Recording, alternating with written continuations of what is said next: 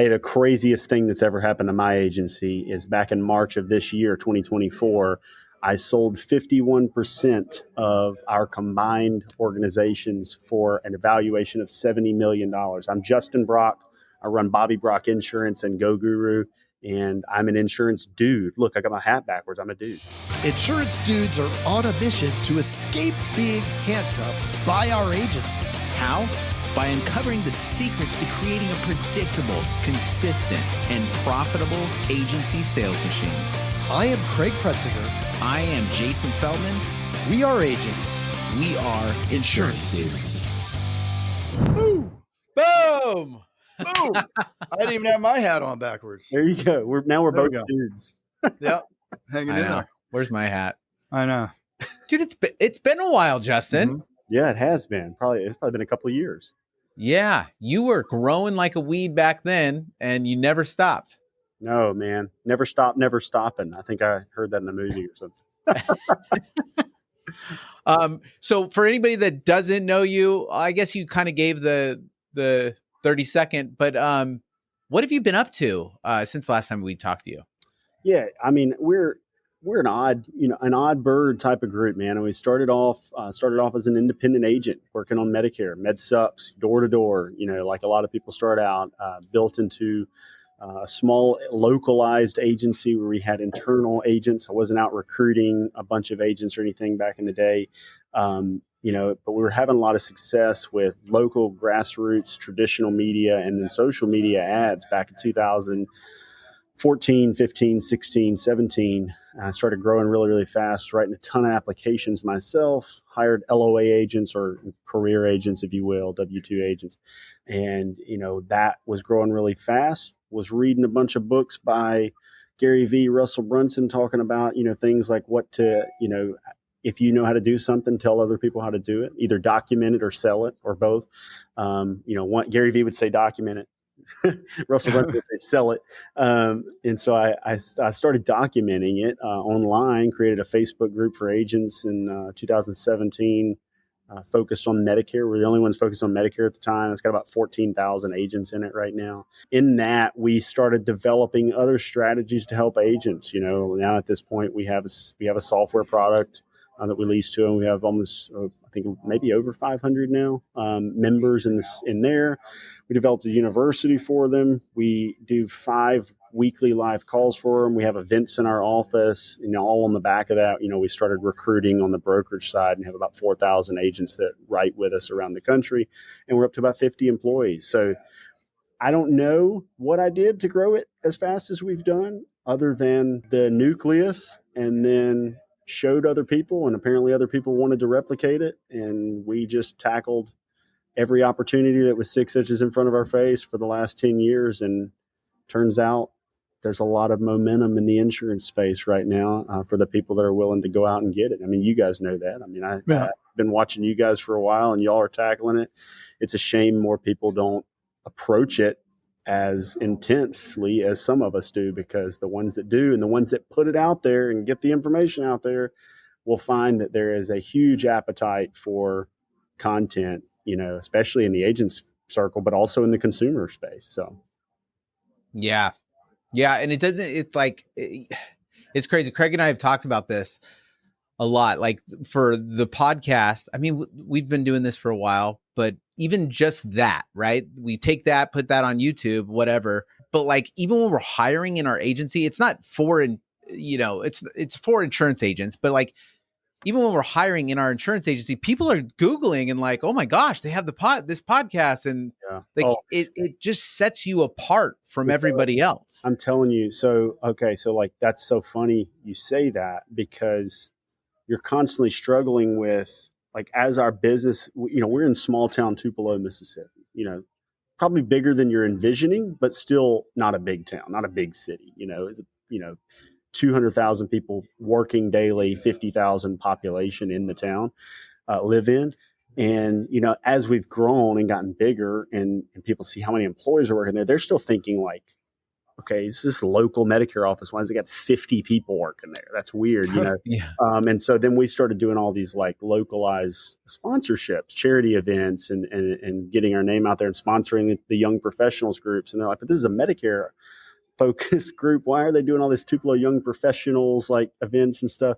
And then it's just become aware. Now we're at this point, like it took a while to break through this mold of like, what are we trying to do? We would go and hire marketing people and they would come in and they'd be like, I don't know, an insurance office. And we had to bring them in and kind of like explain what we're doing. You know, we have a conference we do once a year that's got over 1,000 people at it. We have, you know, 6 or 7 mini events that have 40 to 50 people that are paying $3,000 to $5,000 to be in our office to learn from us.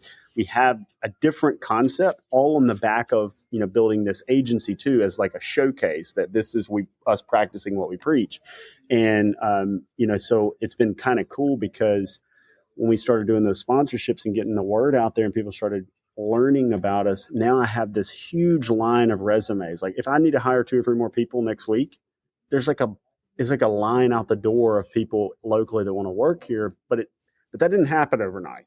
But without the content online and without the events and that type of momentum that you're creating, you know, and I know a lot of insurance agents are out there. They're like, I don't need to hire anybody right now. I need to sell. I need to market. I need to automate. I need to replicate myself a little bit, but like I don't need to hire 5, 6, 7, 10, 20 people. And that's true. But I'm telling you, there comes a day when you're like, wow, all that content that I was making, that at times I was thinking, why do I keep making this content? You know? Yeah. Off big time, you know, 10 views here, 20 views here, 300 views here, 1,000 views there. And all of a sudden this shit mounts up and like it mattered a lot more than you realized. So, And the little micro fame, right? Like if you're somewhere, some insurance thing, people recognize you, and it's weird, right? Because it's like, well, we're just, in Cancun, in Cancun, an agent came up to me, goes, Craig, and I'm like, no idea who this person is, right? He goes, hey, and I'll give a shout. His name's Max Anderson. He's an agent in up in Minnesota, but he's like, hey man, I listen to the podcast. I'm like, what? Like, just like, what? It's so weird, man. Like, wild. You know, I've had I was with my wife and she was like, oh, you know, she was like, what you're doing is people more. It's weird. Like the viewership, you know, you could like, that's what people don't get is like, they think I gotta have 500,000 Instagram subscribers and 2 million YouTube subscribers. And it's not like that. Like you can be consistently getting, you know, 300, 400, 500 views on a YouTube video, posting, you know, rapidly, and, you know, maybe get one or occasionally does 12, 1,500. You don't understand. Like, I feel like that represents way more people than we realize, but also the type of niche content you're doing that viewer is worth more than 100 or 1,000 of Mr. Beast viewers, right? It's a different type of value proposition. Not to take anything away from what he's amazing at, you know, content creation. And I learn from people like that. But like that type of audience each individual audience member is worth much less than my audience member or your audience member. Right. Yeah. And then there's just all these other like secondary and tertiary value that you get, like the idea that when I go to hire now, I'm not a local, and this is something I struggle with. Is I'll teach Medicare agency owners like, and they're like, man, you've got this great team. And I'm like, yeah, but we're different. Like you know, and so to break that mold, you have to figure out a way to make people want to work for you, you know, and I'm recruiting young guys in and young girls, young ladies, young men, and they're excited because it's not that they wanted to work in insurance. None of them did. But they're excited that they're working somewhere that is forward thinking, fun, innovative. And the cool thing is they'll work way harder in that atmosphere than they would somewhere that they're not balled in. That's this, I don't know if it's like, I don't necessarily believe that every generation is different. I think there's always this generation that says, well, this generation is the lazy one. And then that generation is older and they're like, no, this generation is the lazy. The people's 20s are weird.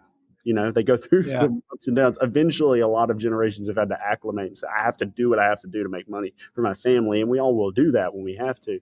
But when you're in your 20s and you have choices, and you do have choices because it's like, okay, I don't have a wife and a bunch of kids right now. My expenses are low. Maybe my parents are letting me freeload for a little bit. I can time to figure it out. I'm looking for something that I really can buy into. And if you can find those people and give them something that they'll buy into, like that is way bigger and more impactful than just saying, I'm just going to hire people. I know when I first started hiring people, my dad told me, he's like, well, if you hire them, they better do what you tell them to because you're paying them. And I was like, I don't believe that, because I know in my world, like for who I am, and I'm 36 now, but at the time I started, I was 26. And I just got out of the Marine Corps, and I was thinking, I couldn't quit the Marine Corps, but shit, I could quit any other job now. And if I don't like it, I'm going to quit and do something else. That's what I thought. And I had a wife and kids. And so I was like, people with no wife and kids, they're definitely going to quit if it's a shitty job. Yeah. So that was just kind of my mentality. I was like, when I'm team building, I want to provide an opportunity where there's upside, where they feel like they're part of something cooler than anything else that exists. And, if I was in Miami, the bar would be higher, but in Tupelo, we are the coolest company here. So I don't think that, the sales job just isn't as sexy as it was before, right? Like in the olden days, like when I was coming up in sales, like that, there was no other, if you want to make more money than the regular track, you do sales. Like that's hands down the only thing you can do, right? Like unless you're a doctor or a lawyer who wants to do all that shit. So you have 14 years of school and 5 years. But now they're raised, they come out of the womb and they have an iPad in their hand and they're learning all of everything about being an influencer from the time that they're a kid, till they're old. And so they have a different perspective. It's like in the movie, The Social Network, the twins that are trying to sue Mark Zuckerberg. They go to the Harvard president, and he says Harvard graduates today would rather invent a job than learn to take one or whatever. And I thought that's funny, because that was like the cusp, is like that was the tech boom era, right? And so it was like, okay, I want to work at a tech company, or I want to be a tech guy, or I want to create a tech solution. Now it's the influencer, like you said, it's the Mr. Beast, it's the it's the easy path, Kardashian, the whatever, and all the many ones in between that. I mean, my kids don't watch Nickelodeon or Disney, right? They watch some YouTuber that they like. It's so wild. It's a completely different world. Yeah. You brought up the generational thing, and I've thought about this a lot. When I started in the insurance agency, I felt really different than the older agents, and older agent type agencies were not appealing to me whatsoever. Yeah. So I was thinking, and a lot of older agents would talk about like the younger generation, and the younger generation doesn't blah, blah, blah. They would complain a lot. So I'm like, what's the difference? Like, what's the deal here? And so like, I kept searching, like, what is the difference? Like, how do we create this culture? Younger people are talking more about culture in a business rather than paycheck. Right. And then, coming across Maslow's hierarchy of need, and just going from like the lowest form of like just trying to survive all the way to self-actualization. Yeah. I think what happened was you have, Craig's generation that came out of like the World War II era. No, World War I. But War of 1812. The War of 1812. That was my first war. My grandma lived during the Depression, where she raised her brothers and sisters and didn't eat so that they could have food. And my grandma growing up, hoarded money. Like it was all like there was no self-actualization. There was no like trying to fulfill some sort of purpose. Yeah, but then, so that era was that, right? Get paid a lot of money. I'll work my ass off for it. Save. Yep. Like, so they had that connection. Next generation, my mom's generation, they're not wanting to go to war. They don't want to do it like they used to do it. They're starting to get more into that self-actualization, right? Because they didn't have to experience the same hardships as like my grandma. Same level. It's funny you say this. Like my wife, she gets into the TikTok sphere, and there's these people that'll say like, oh, it's so funny, it'll be, and this is not to dog on any generation. I just think everybody, they're ethnocentric, and that's for their age, ethnicity, what they've gone through, socioeconomic factors, everything. They're viewing the world through their lens. And one of the ones I think is so funny is like people now that are like, oh, well, if I'm like, I'm 36 now, like, okay, I was in 8th grade when 9/11 happened, and then the housing crisis, and and so it's funny to me because these content creators, especially people people younger than me, that'll say like, oh, it's no wonder we're all screwed up, we had to go through all this. And I'm like, Yeah. wait a minute, like, what are we talking about here though? Because like every generation had some crazy shit going on. I mean, Right. we had Everything's always crazy.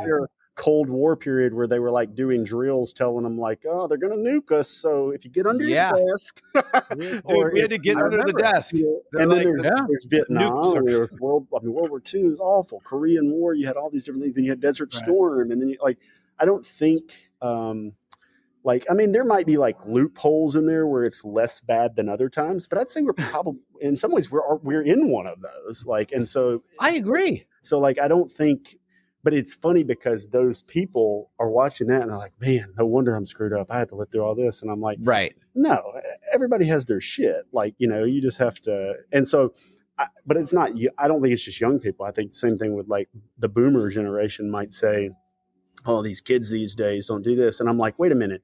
Weren't boomers the ones at Woodstock having orgies and doing acid in 1969? Some of them, like half of them. And I'm like, as a generation, they had the same issues that any other generation has, Right. My mom was Gen X. My dad was a boomer. She would have been like on the older side of Gen X. He'd have been on the younger side of a boomer. And, both of them to me have their issues. The way I view Gen X because of my mom and like my relatives that are in that age group is they were the ones raising me like hot box and Marlboros in the Mercury Cougar with right. So there's like every generation has like pros and cons, but like I don't think one's worse than the other. And if you just understand that, like you said, self-actualization, young people these days, because of the exposure to what is possible, maybe they have a higher expectation of quality of life early on. Now, at some point, some of them are just going to have to get to work because they didn't figure shit out, and you got to pay your bills. And when you start popping out kids, somebody's got to take care of them. You got to take care of your stuff. But in that period of time, I would say like that 20s era, that decade, 18 to 30, 18 to 32, somewhere in there, I think they're playing the field a little bit because they're like, I want to find something that I can get behind. And it's not all about money. It's I need more than X, but I also want to do it in a place where I don't want to kill myself every day. I think that was my point. And I think you just nailed it. Is the older generation, it was money. And now it's more purpose driven. So you don't actually like that's what these like older agents, I don't think understand is like, they're thinking like, oh, I got to pay more. And like they're not coming in and they're not doing all this stuff. It's like, dude, they don't want to pay. They want to be a part of something bigger. And you've created a business that is this small. You're not trying to do anything bigger. No. Like to your point with your agency, you are creating something bigger. You're creating a movement. And that's something that younger people can get behind. I did, it comes out in July, but I did John Lee DeMoss's EO Fire podcast the other day. And he was asking me for a title, and the title I used was People Want to Work, They Just Don't Want to Work for You.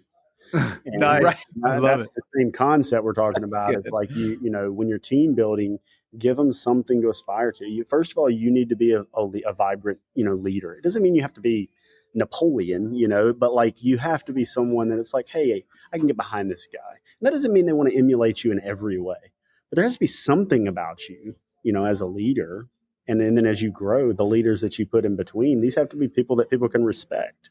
There are traits that they want to emulate, especially young people. They're looking for mentorship in some way. Now, it's not always money. It's not always business building. Sometimes it's just mentorship and how to be happy and how to be a better dad and how to be a better husband or wife or, all that kind of stuff. And I'm enthusiastic that I think a lot of businesses are figuring this out and that it's going to be part of a good culture shift. You do have to pay people enough, you can't gyp people. Like it is expensive to live these days. It is. I mean, inflation's a hell of a drug, but so it is expensive, but like, it doesn't mean people have to get rich. They just have to make enough money to be comfortable so that they can focus on the mission, and then they have to also buy into that mission. And then you end up getting I have employees that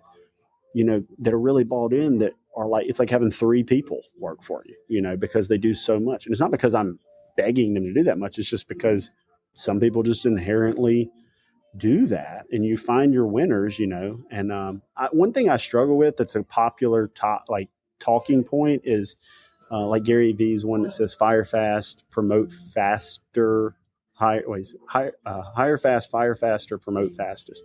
I struggle with the firing part. I mean, we fire people. He has to. Well, he even says he has struggles with that. I mean, exactly. You got to have a problem if you don't struggle with it, right? Yeah. I mean, let's put it out. Let's be real, right? Like, I mean, it's a person, and I feel shitty even when they're shitty. I still feel shitty. I know. It's like, maybe I did something wrong. Like, I have this factor with me is like, if I feel like they're trying, like, I'll hold on to them for a long time. Like, if I feel like they're trying, even if I feel like their skill level or capability is far off, if they're trying.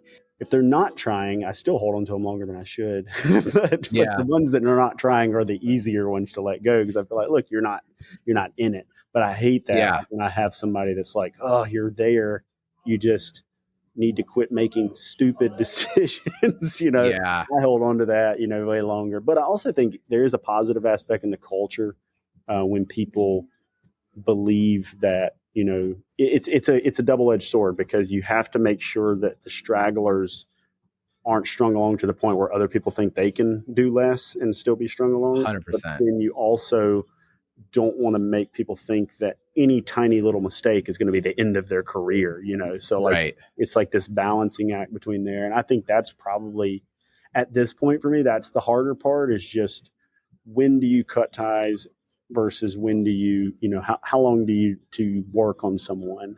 And then and have, as you develop middle management, you have to teach them how long should they work on someone. I think one of the litmus tests for me is that old saying by Dr. Spock, which is, the needs of the many outweigh the needs of the few. So I always get that, feeling of like, shit, like, yeah, you're right. Like that bad person will infect the rest. If they're complaining and they're not like, they don't like to show up to work anymore. It's like, I got to think like the needs of the many outweigh the needs of the few. And like, I'm one of the few too. Like if I got to get rid of them. Like, but it's hard to do. The ship analogy, we use that a lot, like where you have anchors, passengers, and rowers. Passengers are just pulling their own weight. Rowers are actually propelling the entire ship forward. We are a ship, and then anchors are holding us back. The anchors are the ones that got to cut away. The passengers, of course, they can be harder to identify. Sometimes an anchor is hard to identify, man. Like sometimes an anchor is a weird thing, because it'll be somebody that is motivated and is a top producer, but they're trying to steer the ship into the direction that benefits them disproportionately. 100%. Especially on a sales team, man. That's a big deal on a sales team. They'll try to use and harness the data to like benefit themselves more than the business, and that you can't have that. So you have to try to safeguard that, or eventually cut ties with the people that do it. But the other one is, like you just said, I tell them openly, like, look, I love everybody that's in here, but my goal is to make sure that the business prospers so that all of us can continue to prosper, because it feeds all 100%. Of us. So I'm going to have to use the Spock one now. The needs of the many outweigh the needs of the few, because in here, that's true. I know you get into politics, you get the altruistic people versus the super conservative people. There might be a battle, but in here, in this dictatorship, my business, the needs of the many outweigh the needs of the few. That's the way it's got to run.